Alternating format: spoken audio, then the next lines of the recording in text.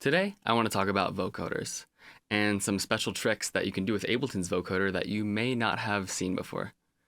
We will cover not only how a vocoder works, but frequency band redistribution, spectral expansion and gating, the decolorizing filter, how to make it linear phase, and sound designing risers. At the heart of a vocoder is a filter bank. A filter bank is an array of bandpass filters called bands that span a frequency range. And when they sum together, they reconstruct the full spectrum. In Ableton's vocoder, you can see each band in the filter bank here. You can also change the band count, the band range, the band width, and the amplitude for each band, like a graphic EQ. Vocoders have two inputs, the modulator and the carrier. The carrier is the source sound, and the modulator is the signal that the vocoder uses to filter the carrier. In Ableton's vocoder, the modulator is just the input of the track that the device is placed on, and the carrier can be set either by a sidechain signal, if you set it to external, an internal noise oscillator on noise mode, an internal pitch tracking oscillator, or the same signal to self-modulate, which is great for sound design, but we'll touch more on that later. The vocoder analyzes the amplitudes of the modulator signal and applies them to the carrier signal by changing the amplitudes of each band in time. The attack and release controls the rate of change of the band's amplitudes. In most vocoders, these bands here are spaced logarithmically, which means that they are equally distant in pitch, not frequency. In many cases, this is desirable, but can also be limiting and introduce unwanted effects. So here I have the Snowblind dry vocals. I'm lost in the music, can I stay here for the night? And another track that is just playing a sustained chord. To vocode both of these together, I'm going to put the vocoder on the vocal so that the vocal is the modulator for the chord, being the carrier. And I can assign that by setting my carrier to external, and then set it to the chord track, and then mute the chord track. And then if I play this, you'll hear that the vocal is now filtering the chord. I'm lost in the music, can I stay here for the night? And I can also adjust the band amplitude, much like an EQ. However, this sounds good in a lot of cases, but there are some cases where you want to get better clarity out of this. And one way to do that is by redistributing the frequency bands. We can do this by using a technique that I like to call frequency reshifting. It's where you take two frequency shifters, in this case I'm going to use the shifter device, put one before, set it to frequency mode, and then put another shifter after. What I'm going to do is set the course frequency to 2000 on the input, so it's shifting the signal up 2000 hertz, and then going through the vocoder, and then I'm going to shift the output back down by 2000 hertz. And what this is going to do is, if I bypass the vocoder, you can hear the dry signal. I'm lost in the music. All of the harmonic relationships remain intact. However, by enabling the vocoder and setting its minimum range to 2000 hertz, what effectively is going to happen is the signal is going to be shifted up 2000 hertz. It is then going to be vocoded between the range of 2000 hertz and 18,000 hertz, and then shifted back down. And what this is going to do, because frequency shifters do not scale frequencies, instead they shift them additively, as opposed to pitch shifting, which is multiplicatively. This is essentially going to make the higher frequency bands have more resolution and the lower frequency bands be wider. And the last thing that we need to do is also put a shifter shifting up 2000 hertz on the chord track. Now if I play this, I'm lost in the music, can I stay here for the night? You'll find that there is a lot more detail in the high end, and in the low end, it's a lot fuller. And the reason why is because these lower bands are now wider. This is essentially making the vocoder band distribution from logarithmic to more linear. I want to mention that the vocoder's filter bank, because these are bandpass filters, they're minimum phase filters, they are going to introduce phase shift into the signal.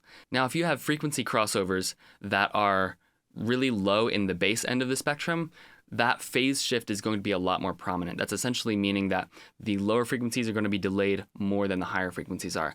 And by using this method of redistributing the bands, the lowest band's crossover is going to be much higher in the frequency spectrum than it originally was. So for instance, this lowest band, by default, without the reshifting, without the redistribution in logarithmic distribution, is going to be around 30 hertz if you have your range set to 20 hertz. That is going to introduce a lot of phase shift in your sound and is essentially going to create low rumble and ringing. Now, by reshifting it up 2000 hertz and then down 2000 hertz, it effectively makes this lowest band's crossover somewhere around 300 hertz, which is a much less drastic phase shift than 30 hertz. If we group these shifters in vocoder together, we can then create a macro by mapping the coarse frequencies to macro 1, as well as the low range to macro 1. Then what we can do is fine-tune the ranges that we want. So for the first shifter, we want the minimum value to be 0 and the max value to be 2000. For the vocoder's low band, we want it from 20 hertz to the maximum 2000 hertz. And then we want the output shifter's minimum to be 0 and its max to be minus 2000 hertz to shift it back down. Now this macro controls whether or not we want a logarithmic distribution or a linear distribution. The next thing I want to talk about is spectral expansion and gating. If you set the vocoder's carrier to modulator, the input signal is both the carrier and the modulator. And this has an interesting effect that can create spectral contrast and really cool textures. So I have the alien weapon bases here in a monolith form.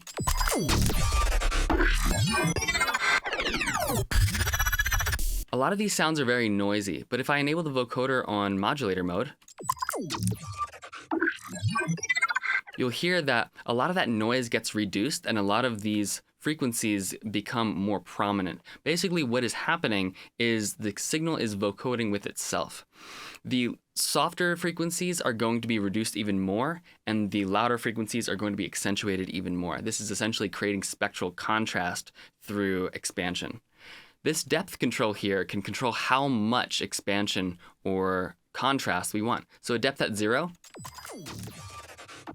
is identical to the original sound, except quieter. But as we increase the depth, we get more contrast.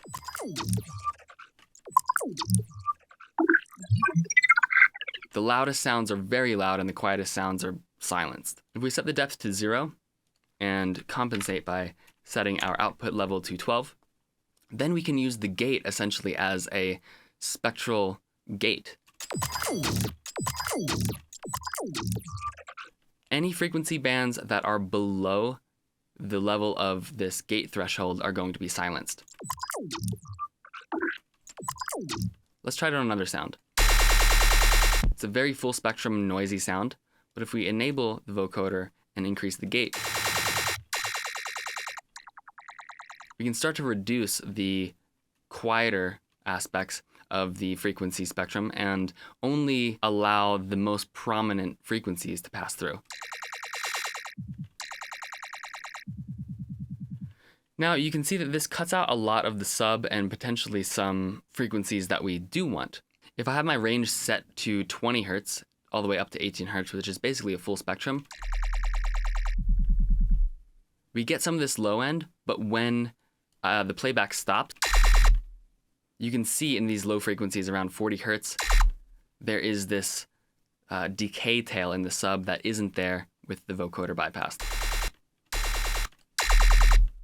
It introduces a lot of ringing down there. So if we use the frequency reshifting technique to redistribute these bands from logarithmic to something more linear, we can mitigate that and also get more clarity. So by using the frequency reshifted vocoder and setting this to modulator mode, I'm also going to put a multiband limiter at the end of this. But listen to the difference here. When I stop the playback, there is no ringing because the phase shift occurs much higher in the frequency spectrum. So it's essentially mitigating that really low-end ringing after I stop the playback.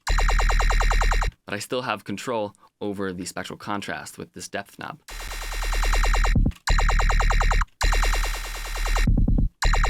Another thing that I want to do is map the output level and the depth knob together, and then have these mapped so that when the depth is at 0, the output level is boosted by 12, and when the depth is at 200, the output is minus 12. This is going to help gain compensate this.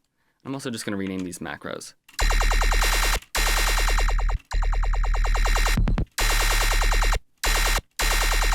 I could also use the gate as well. And you can hear that this is much more articulate sounding than without the redistribution.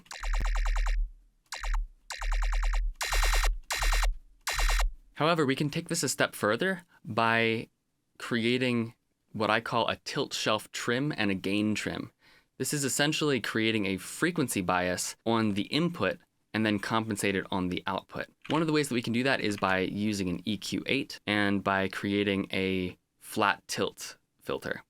I like to do this by having a low shelf and a high shelf, and making the low shelf at around 100 Hertz all the way down, and the high shelf at around, let's say 3 kilohertz all the way up. And then if I ensure that my adapt Q setting is off, I can then select both of these and reduce the Q factor until we get a straight line, or something very close to a straight line. Somewhere around 0.15 of a Q factor creates a flat tilt. I'm also going to bypass these other filters here. And now I can use the scale control to actually affect this tilt, whether we get more treble or whether we get more bass emphasis. If I collapse these shifters, reset the gate, and then turn the contrast all the way up, you can hear how this creates essentially a frequency input bias.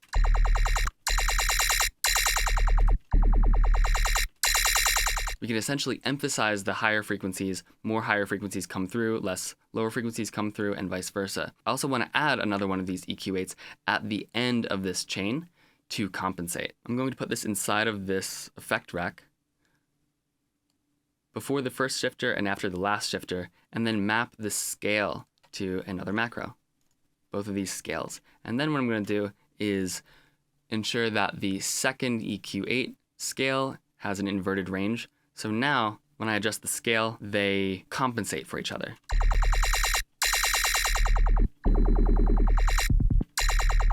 So I can create a frequency bias. I also want to do this with the gain too. So I'm going to map the gain to macro 4,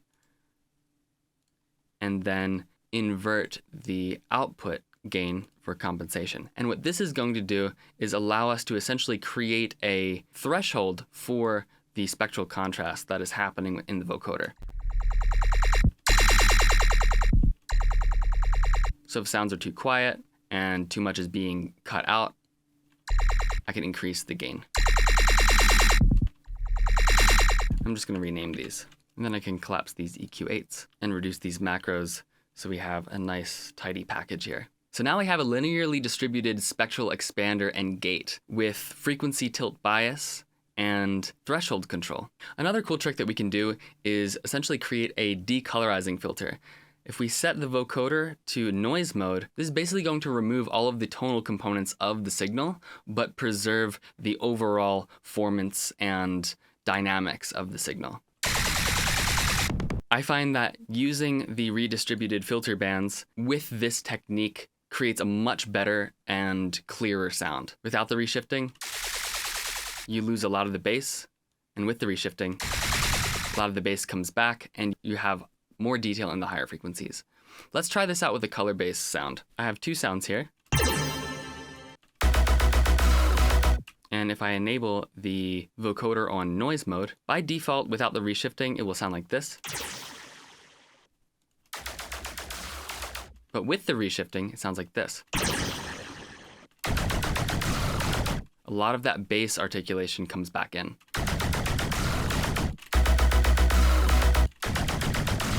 And it's much more similar in the overall tonal balance to the original sound. Let's hear it on the snowblind vocal. I'm lost in the music, can I stay for the night? Versus the logarithmic distribution. I'm lost in the music, can I stay for the night? As you can hear, there's a lot more detail in the high end, and the low end is a lot fuller. I'm lost in the music, can I stay for the night?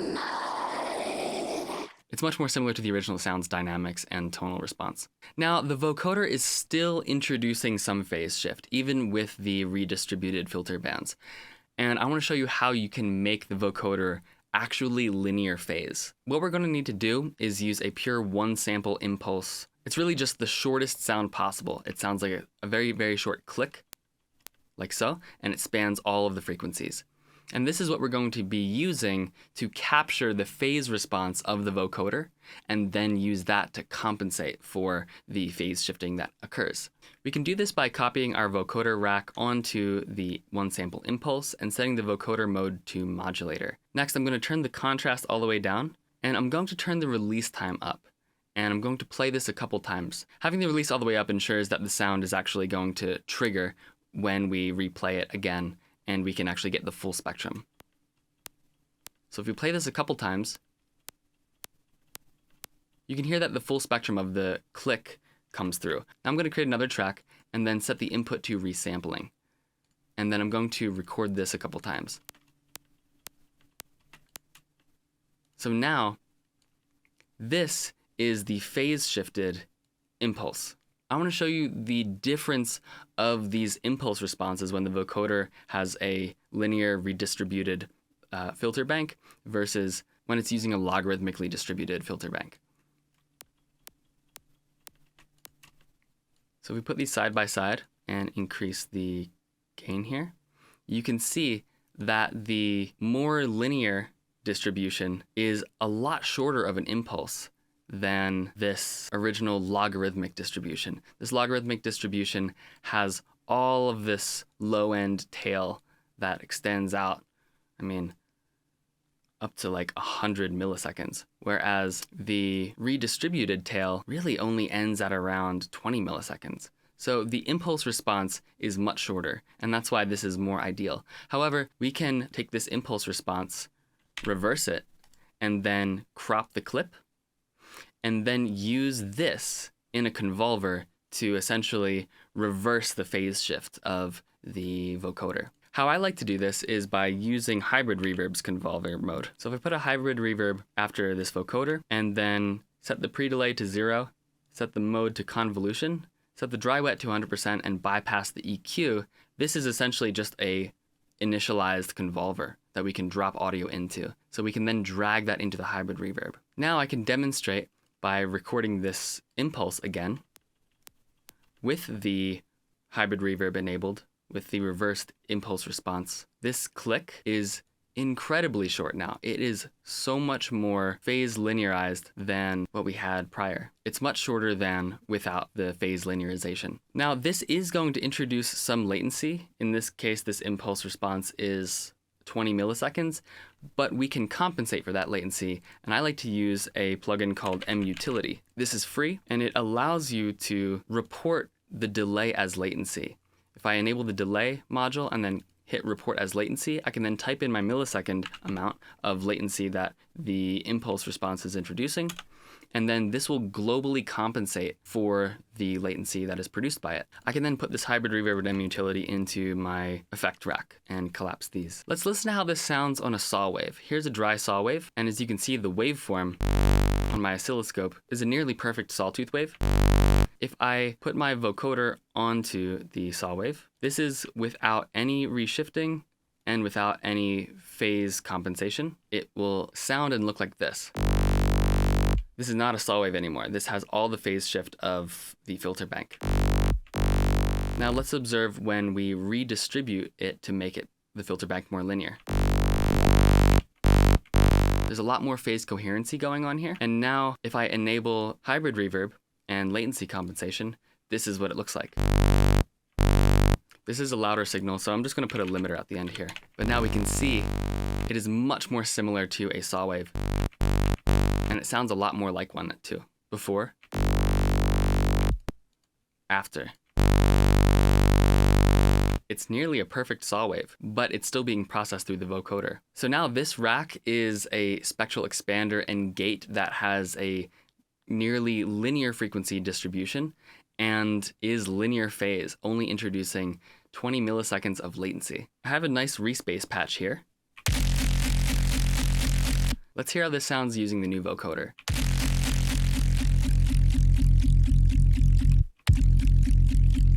I can adjust the tilt so more top end comes through.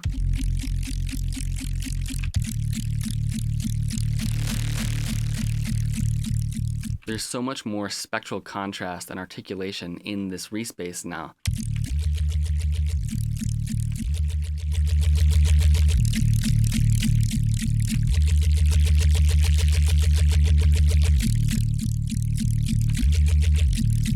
And yet it's linear phase, so it's minimum phase shift. The last thing I want to talk about is sound designing risers using the vocoder. I like to use Noise Generator, which is a plugin that just generates white noise. I'm going to set it to pink noise. And then I'm going to put a vocoder on here.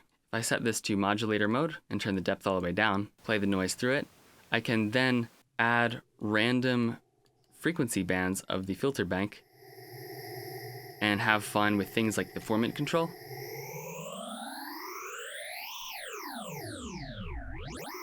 As well as the range.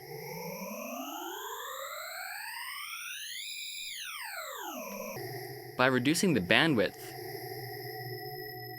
we can get much more narrow peaks.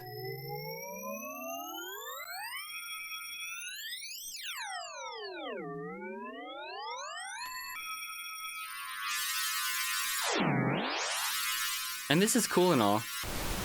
However, by using the band redistributed vocoder instead, we can get a lot more flexibility out of this.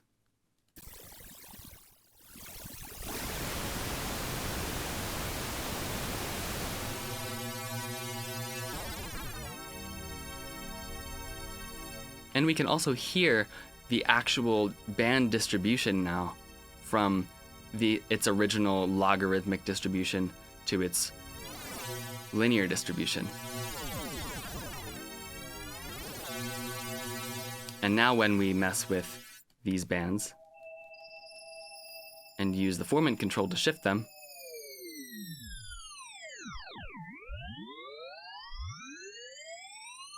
they transpose differently.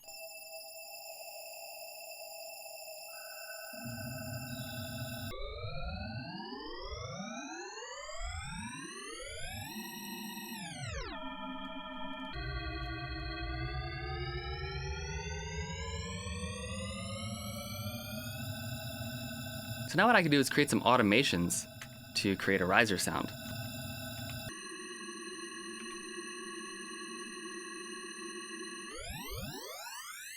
This is by adjusting the formant control, and then I can also automate the range control.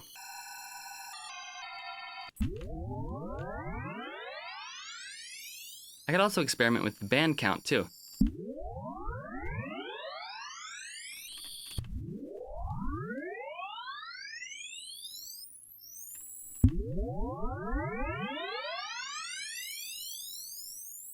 Anyway, that's enough vocoder stuff for today.